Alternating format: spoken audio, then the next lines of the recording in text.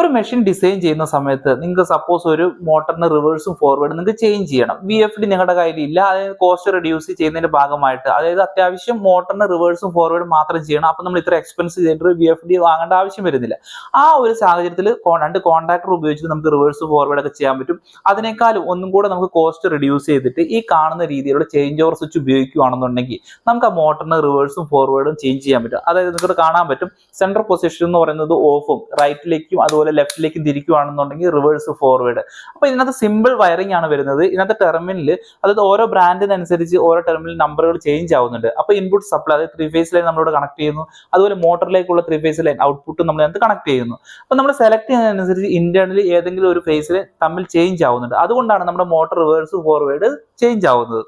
അതുപോലെ നിങ്ങൾക്ക് ചെറിയ ചെറിയ മോട്ടറും കാര്യങ്ങളൊക്കെ ഉണ്ട്, നിങ്ങൾക്ക് ഫോർവേഡ് റിവേഴ്സ് ഒക്കെ ചെയ്യണം എന്നുണ്ടെങ്കിൽ ഈ കാണുന്ന രീതിയിലുള്ള, അതായത് ആംബിയർ റേറ്റ് കപ്പാസിറ്റിക്ക് അനുസരിച്ചിട്ട് പല രീതിയിലുള്ള ചേഞ്ച് ഓവർ സ്വിച്ച് മാർക്കറ്റിൽ കിട്ടും. അപ്പൊ നിങ്ങൾക്ക് ഡിസൈൻ ചെയ്യുന്ന സമയത്ത് ഇങ്ങനെയും കൂടെ നമുക്ക് എന്ത് ചെയ്യാൻ പറ്റും, ഈസി ആയിട്ട് ഈ ഒരു ചേഞ്ച് ഓവർ സ്വിച്ചും കൂടെ നിങ്ങൾക്ക് ഉപയോഗിച്ചിട്ട് പാനൽ ബോർഡ് നിങ്ങൾക്ക് ഡിസൈൻ ചെയ്യാൻ പറ്റും.